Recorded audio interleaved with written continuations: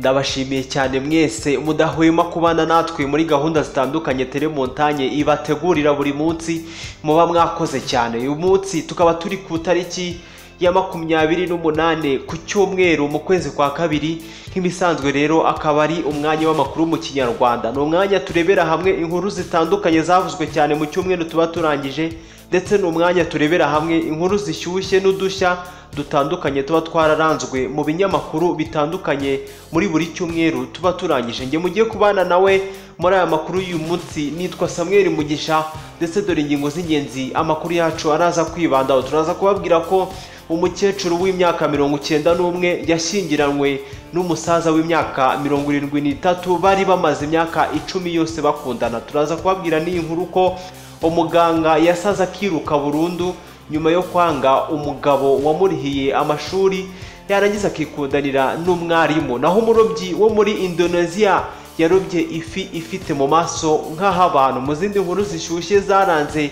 iki cyumweru harimo n'inkuru y'umukobwa witwa Nzayisenga Jeanine, kubera uko agaragara akaba yarahishuye uburyo abaturanyi be bavuga ko umugabo we yaba yararongoye igisimba ngo bagendeye ku kuntu agaragara nuko asa. Mu yandi makuru tubafitiye uyu munsi turaza no kubabwira ku nkongi cyangwa se ku by'inkongi y'i Rubavu yibasiye ishuri ryisumbuye rya gas. Turaza no gusoreza kuri iyi nkuru aho abatuye I Rubavu basabwe kuba maso nyuma ya ambasaderi wiciwe hafi y'umupaka w'u Rwanda na Repubulika Iharanira Demokarasi ya Kongo. Mbahaye kaze nanone mwe mudukurikiye, tubibutsa ko aya ari amakuru mukurikirana byoroshye iyo mwamaze gukora subscribe kuri YouTube channel yacu yitwa Telemontanye Rwanda, cyangwa se mukaba mwadukurikirana no kuri Facebook page yacu yitwa Telemontanye Rwanda. Reka tugaruke mu kanya turebera hamwe amakuru ku buryo burambuye, ntimujye kure.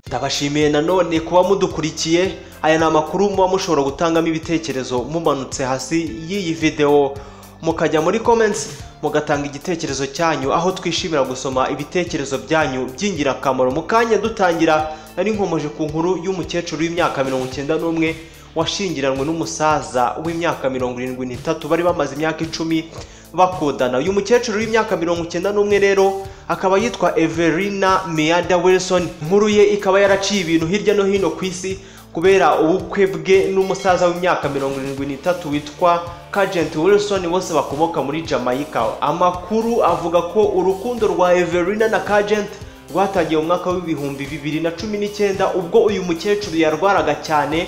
Uyu musaza usanzwe ari umuhinzi agashora amafaranga menshi cyane kugira ngo amuvuze. Mu myaka 10 bamaze bakundana, uyu mukecuru akaba yaravuze ko uyu musaza w'imyaka 73 yakundaga kumubaza niba bashyingiranwa, ariko ngo yabikoraga bose bahaza agasembuye cyangwa se basinze, mu mvugo yumvikana mu buryo bwihuse. Ubukwe bwabo bombi bukaba bwarabaye kuwa 22 Mutarama uyu mwaka, ubwo madamu Everina Miada Wilson usanzwe ufite abana 4 bakuru yizizaga isabukuru y'imyaka 91 bwabereye mu gace k'iwabo ahitwa St Thomas.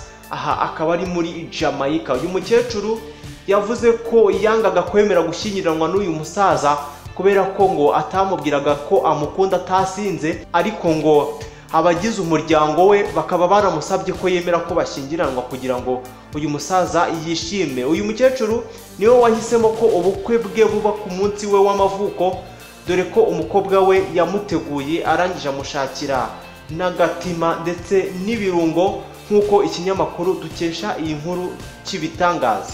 Mu yandi makuru tubafitiye twababwiye n'inkuru y'uyu muganga wasaze nyuma yo kwanga umugabo wamurihiye amashuri akikundanira n'umwarimu. Uyu muganga rero akaba ari umuganga wo mu gihugu cya Zambia witwa Juliet Muka. Akaba yaragaragaye ku musozi yarwaye uburwayi bwo mu mutwe ari kurya imyanda yo mu bimoteri, nyuma yaho atandukanye n'umugabo w'umuhinzi wamurihiye amashuri kuva mu mwaka wa 8 kugeza abonye impamyabumenyi. Uyu mugore w'imyaka 25 rero wari utarahabwa akazi muri leta yamaze kurangiza amashuri atangira gusuzugura uyu mugabo we niko guhita amusaba ko batandukana buri wese hagacukwe. Musaza wa Juliet witwa Nathan Muka akaba yaravuze ko mushiki we yasaze nyuma y'amezi 8 gusa atandukanye n'uyu mugabo wamurihiye kuva mu mwaka wa 8 kugeza asoje igiforomo mu mwaka w'ibihumbi 2020. ndetse uyu musaza we akaba yaravuze ko nyuma gato yuko ashakanye n'umwarimu uyu Juliet ngo yatangiye kujya abona mu nzozi ze uyu wahoze ari umugabo we ari kumwishyuza amakwaca akoreshwa muri icyo gihugu cya Zambia angana n'ibihumbi 150 yakoresheje amurihira. Musaza wa Juliet yavuze ko kandi izo nzozi ngo zakomeje kwisubiramo kenshi, mushiki we bikarangira atangiye kwiyambura ubusa mu ruhame ndetse agatangira kujya arya ibisigazwa mu bimoteri. Ibyaba bagabo baroga abagore bagasara cyangwa se bagapfa babahoye kuba barabarihiye bakarangiza kwiga hanyuma bakabihakana mu gihugu cya Zambia bikomeje kwiyongera, kuko mu mwaka ushize umwarimukazi wahitwa Kasama yarasaze nyuma yo kwanga umucuruzi wamurihiye amashuri kugeza arangije kaminuza. Ikinyamakuru cya Zambia Observer cyo muri iki gihugu cyatangaje ko muri iki gihugu abagore benshi bakomeje gupfa cyane nyuma yo guhemukira ababateye inkunga mu mishinga yabo. Naho mu gihugu cya Indonesia umurobyi akaba yararobye ifi ifite mu maso n'aho abantu. Uyu murobyi rero akaba yitwa Abdallah, akaba ari uwo mu gihugu cya Indonesia, akaba yaravuze ko atazibagirwa umunsi wa tariki 21 z'ukwezi kwa kabiri kuko yarobye ifi ifite mu maso nk'aho abantu nyamara asanzwe aroba ifi zisanzwe. Ikinyamakuru cyitwa CNN Indonesia cyatangaje ko uyu murobyi utuye ahitwa Rotendao yatunguwe n'ifi yihariye kuko yari ifite ishusho nk'iy'umuntu, nk'iyo mu maso h'abantu. Iyi fi yakwirakwiye mu binyamakuru no ku mbuga nkoranyambaga hanyuma yuko uyu murobyi ayirobye, ndetse dore ko uyu murobyi atizeraga cyangwa se atigeze yizera ibyo yari amaze kubona ubwo yari amaze kuroba iyi fi yari ifite mu maso hanini ndetse ikagira umunwa nk'uw'umuntu. Ndetse nanone icyakora iyi fi yayibonye mu nda y'igifi kinini cya shaka yari yarobye iri kumwe n'izindi 3 zo zari zisanzwe.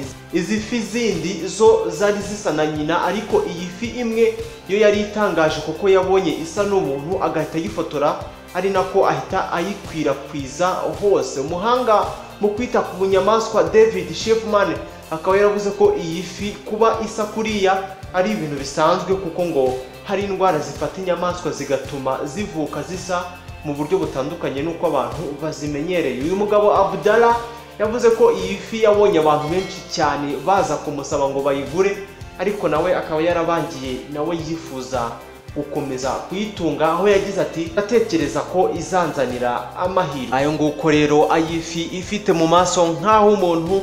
Ndetse reka tubabwiye n'inkuru y'uyu mukobwa Jeanine Nzayisenga wahishuye ko abaturanyi be bamutuka cyangwa se bavuga ko umugabo we yaba yararongoye igisimba bitewe no kwasa. Nzayisenga Jeanine akaba afite imyaka 24 y'amavuko, akaba yaravuze ko uburwayi bwe bwamufasha afite imyaka 5 ubwo bwatangiraga abona ari agaheri kaje ku gahanga ke, gusa kakagenda gakura ndetse kugeza kuri ubu uko akura nawe ubwo uburwayi bugenda bukurana nawe. Hari abamutuka ngo afite agahanga nk'akisekurume ndetse ngo afite imitwe 2 n'ibindi bitutsi bibi nk'ibyo ngibyo. Jeanine kugeza ubu ngubu akaba aba mu nzu ikodeshwa amafaranga 2,000 byonyine, akaba ayibanamo n'umwana we yabyaranye n'umugabo wamuteye inda, gusa uyu mugabo yaje kumuta kuko yari afite undi mugore. Jeanine yakomeje avuga ko umugabo we atigeze amutamuziza uburwayi bwe, ahubwo ngo yamutaye kuko yari afite undi mugore. Ndetse Jeanine yavuze ko nta kintu ashinja umugabo we wamuteye inda, dore ko we nubwo bamubwira ko yaryamanye n'umukobwa ufite imitwe 2 ndetse bakanavuga ko yaryamanye n'igisimba, umugabo we yamubwiraga ko yamuterese amubona ndetse yaryamanye nawe amubona. Iby'uburwayi bwe rero ngo akaba atarigeze abyitaho. Jeanine yakomeje avuga ko hari abasore batandukanye baza kumutereta, gusa ngo abenshi ajya ababera ibamba. Mu zindi nkuru tubafitiye, reka tubabwire n'inkuru ijyanye n'inkongi yibasiye ishuri rya gaze hariya I Rubavu. mu ijoro ryo kuwa kane w'iki cyumweru rero ku tariki ya 25 Gashyantare ahagana saa 8 z'ijoro akaba aribwo abapolisi bo mu ishami rishinzwe ubutabazi no kurwanya inkongi bagiye kuzimya inkongi y'umuriro yari irimo kubera mu macumbi y'abanyeshuri bo mu ishuri ryisumbuye rya Gisenyi Adventist Secondary School ariryo Gase riherereye mu karere ka Rubavu mu murenge wa Gisenyi. Umuyobozi w'ishami rya polisi y'u Rwanda rishinzwe ubutabazi no kurwanya inkongi Assistant Commissioner of Police ACP Jean Baptiste Seminega yavuze ko muri iryo joro polisi yatabaye igerageza kuzimya inkongi ntihagira umunyeshuri ugira icyaba ndetse na bimwe mu bikoresho by'abanyeshuri bikorwamo bidahiye. Yakomeje avuga ko polisi yatabaye ikazimya umuriro utaragera mu bubiko bw'amafunguro y'abanyeshuri ndetse n'ibikoni ntibyagerwaho n'umuriro. ACP Seminega yaboneyeho no kongera gukangurira abaturage kujya bihutira gutabaza polisi hakiri kare kugira ngo ibashe gutabara cyangwa se gutabarira igihe hataragira imitungo yangirikira cyangwa se ngo hagire uhaburira ubuzima muri ibyo byago biba byabaye. Umuyobozi w'ishuri rya Gisenyi Adventist School Kariwabo Oswald yashimiye polisi y'u Rwanda kuba yaragerageje gutabarira igihe yahamagariwe, nawe agira inama abantu kujya bihutira gutabaza polisi igihe inkongi ikimara kuba. Ntiharamenyekana neza icyateye iriya nkongi y'umuriro, gusa inzego zibishinzwe ziracyakora iperereza ndetse ishuri rya Gisenyi Adventist Secondary School Gas rikaba risanzwe ricumbikira abahungu n'abakobwa 289 bose bakaba ntawagize ikibazo cyaturutse kuri iyo nkongi. Mu yandi makuru reka tubabwire iyi nkuru yuko abatuye I Rubavu basabwe kuba maso nyuma ya ambasaderi wiciwe hafi y'umupaka w'u Rwanda na Repubulika Iharanira Demokarasi ya Kongo. Umuyobozi wa diviziyo ya 3 mu ngabo z'u Rwanda ikorera mu ntara y'Uburengerazuba ariwe General Major Alex Kagame akaba yarasabye abaturage b'imirenge ituriye uyu mupaka kuba maso bicungira umutekano nyuma y'igitero cyabereye muri Repubulika Iharanira Demokarasi ya Kongo kigahitana ambasaderi w'Ubutaliyani muri icyo gihugu. Izi mpanuro yazihaye abaturage bo mu mirenge ya Busasamana, Bugeshi na Cyanzagwe yo mu karere ka Rubavu mu ruzinduko inzego z'umutekano n'iza gisivili bagiranye n'imirenge ituriye ikibaya gihuza u Rwanda na RDC.